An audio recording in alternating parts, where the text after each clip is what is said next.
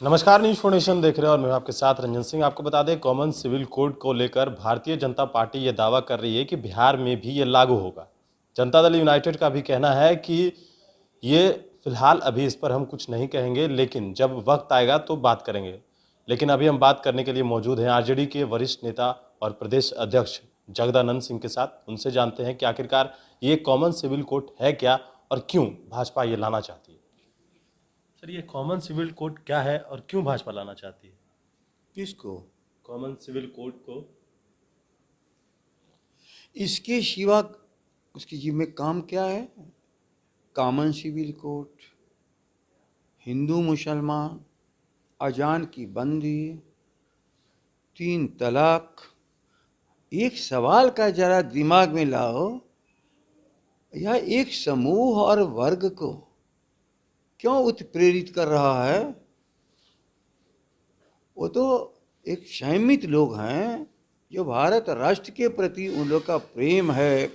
हमारे मुस्लिम भाई, अल्पसंख्यक भाइयों को आज़ादी की लड़ाई लड़ने वाले, सबसे अधिक शहादत देने वाले, इंडिया गेट पर जहां शहीदों के नाम लिखे हैं उसमें 60% अकेले अल्पसंख्यक भाई हैं। अब बोलो, उनको ये मानता ही नहीं। कभी कहते इनका भारतीयकरण करो। अरे तुम भारत को भारत रहने दो, भारत का हर इंसान भारतीय है।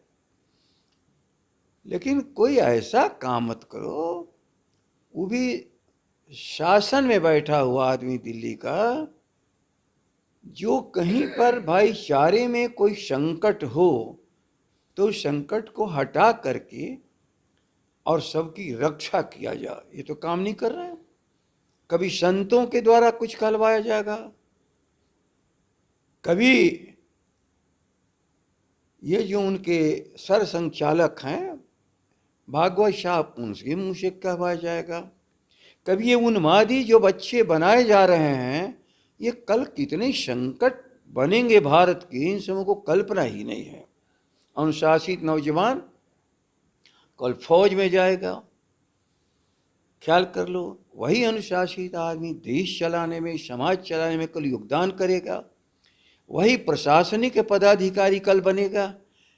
इन बच्चों को किस चीज़ की ट्रेनिंग दे रहे हो? जो बुनियादी चीज़ है देश की समस्या, बेरोजगारी हो, देश की बुनियादी समस्या है गरीबी हो। दुनिया का सबसे गरीब देश अडानी अंबानी के नाम पर विश्व में नंबर 5 पहुंचा, नंबर 4 पहुंचा। इसी पर सारा भ्रम पैदा करते रहते हैं। ये तो बताओ कि ये भारत के गरीब कब ऊपर जाएंगे? गरीबी तुम्हारे राज्य में बढ़ क्यों रही है? और गरीब यदि देश के सभी लोग फुटपाथ पर रहने वाले, फुटपाथ पर जीविका उपार्जन करने वाले, कहीं पर तो चल रहा है इस देश में, संविधान चल रहा है, भूलो मत। इस देश में तो बुलडोजर आ गया और किसके माथे पर चल देगा कोई ठिकाना नहीं। सर, एक सवाल है कि बिहार में इफ्तार का सिलसिला चल रहा है, दावते इफ्तार का सिलसिला। नीतीश कुमार पहुंचे थे 10 सर्कुलर राबड़ी आवास, उसके बाद से ये कयास लगाया जा रहा है कि नीतीश कुमार आरजेडी में शामिल होने जा रहे हैं। देखो, मैं कह चुका हूं, राष्ट्रीय जनता दल का बिल्कुल स्पष्ट रहा है, राष्ट्रीय जनता दल के अध्यक्ष का,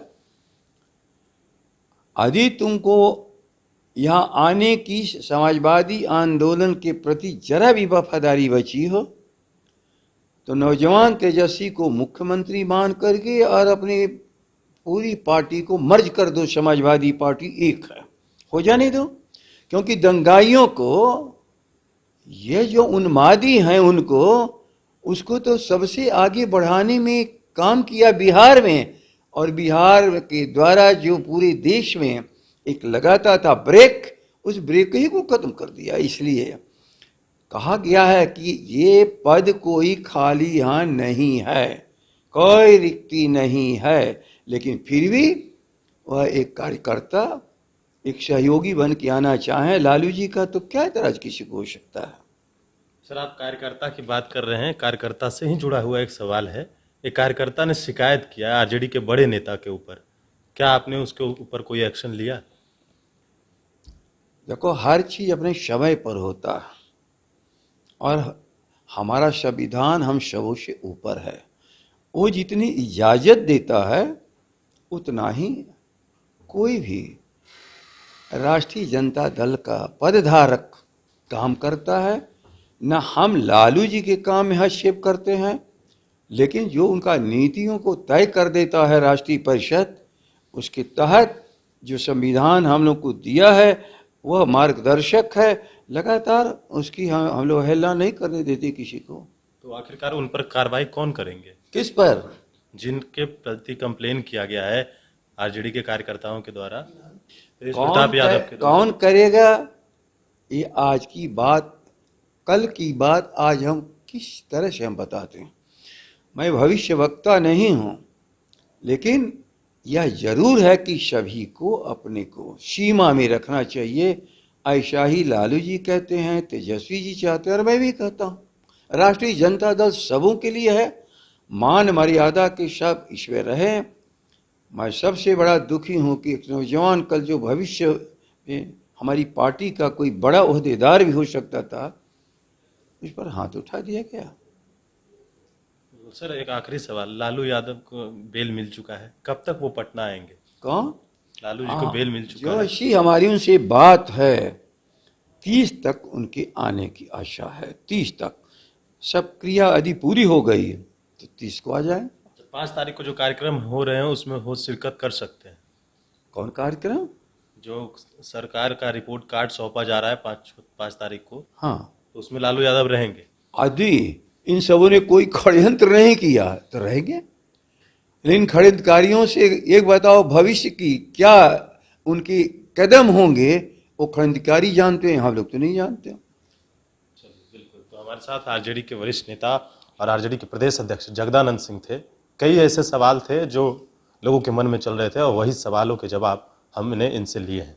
मनीष नेशन के साथ, नमस्कार।